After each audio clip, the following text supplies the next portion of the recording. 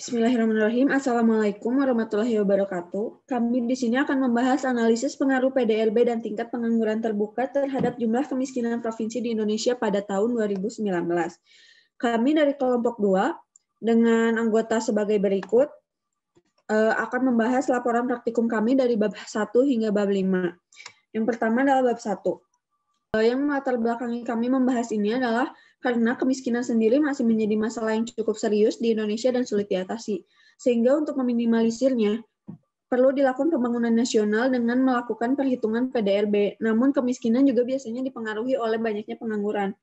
Dengan semakin banyak pengangguran merupakan gambaran dari pembangunan yang tidak berhasil atau tidak merata di suatu wilayah ataupun suatu negara. Kemudian identifikasi masalah dari makalah ini adalah apakah ada pengaruh PDRB dan tingkat pengangguran terbuka terhadap jumlah kemiskinan provinsi Indonesia pada tahun 2019 dengan menggunakan asumsi-asumsi yang ada. Kemudian bagaimana bentuk model regresi pengaruh PDRB dan tingkat pengangguran terbuka terhadap jumlah kemiskinan provinsi Indonesia pada tahun 2019. Kemudian ada tujuan penelitiannya yaitu untuk mengetahui pengaruhnya dan juga mengetahui bagaimana bentuk model regresinya. Kemudian bab 2-nya akan dilanjutkan oleh Balkis.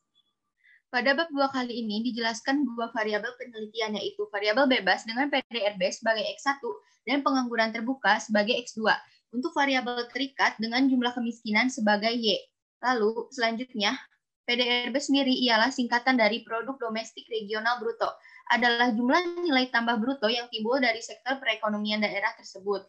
Kedua, pengangguran terbuka ialah ketika seseorang memiliki keinginan bekerja tetapi tidak menemukan pekerjaan.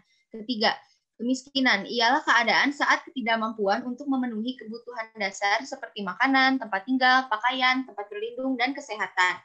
Pada bab 2 kali ini dijelaskan hipotesis penelitian, yaitu secara simultan, yaitu PDRB dan tingkat pengangguran untuk mempengaruhi jumlah kemiskinan.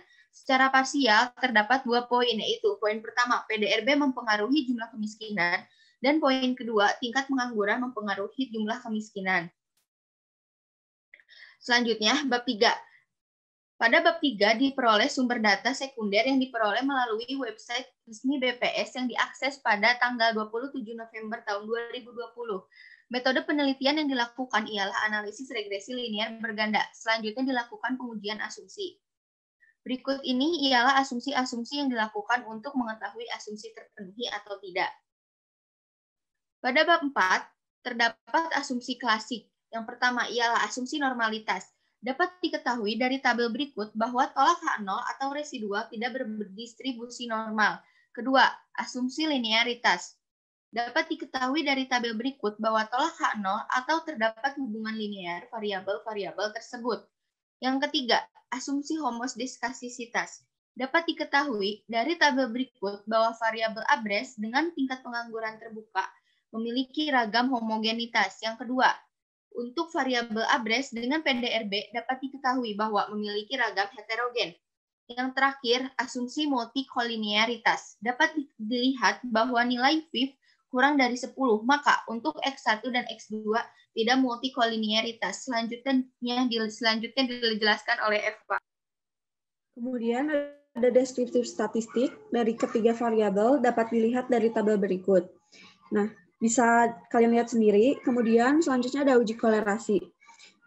Di mana dari tabel tersebut setelah dilakukan pengujian ternyata hanya pasangan PDRB dengan jumlah kemiskinan yang berkolerasi. Kemudian ada uji simultan. Di mana setelah dilakukan pengujian dengan nilai p-value yang ada, ternyata H0 ditolak atau model regresi tersebut valid dan dapat dilakukan pengujian lanjutan. Kemudian ada uji parsial, yaitu setelah dilakukan pengujian dengan nilai p-value yang ada, ternyata hanya PDRB sendiri yang berpengaruh secara signifikan terhadap jumlah kemiskinan. Kemudian, pemodelan regresi kita dilakukan dengan menggunakan metode enter, di mana jumlah kemiskinan adalah Y, tingkat pengangguran terbuka adalah X1, dan PDRB adalah X2. Berikut adalah model regresinya. Kemudian R-square. Dengan nilai R-square sebesar 0,467, yang artinya terdapat 46,7% keragaman jumlah kemiskinan yang dapat dijelaskan oleh tingkat pengangguran terbuka dan PDRB. sedangkan sisanya dapat dijelaskan oleh variabel lain di luar model. Kemudian ada bab 5, yaitu kesimpulan dan saran. Kesimpulannya, yaitu model tersebut valid dan dapat digunakan untuk melakukan pengujian selanjutnya. Kemudian, hanya 46,7% keragaman jumlah kemiskinan yang dapat dijelaskan oleh tingkat pengangguran terbuka dan PDRB dengan pemodelan regresi sebagai berikut. Kemudian, sarannya yaitu diharapkan pemerintah dapat meningkatkan terus pembangunan agar PDRB dapat terus meminimalisir angka kemiskinan yang ada di Indonesia. Kemudian pada penelitian ini, pengangguran ternyata tidak berpengaruh secara signifikan, namun diharapkan pemerintah dapat lebih menggerakkan sektor informal untuk menekankan jumlah kemiskinan provinsi yang ada di Indonesia. Diperlukan juga studi lanjutan yang lebih lengkap dan lebih mendalam dengan data dan model yang lebih lengkap sehingga dapat melengkapi hasil penelitian yang telah ada. Mungkin cukup sekian dari kami. Assalamualaikum warahmatullahi wabarakatuh.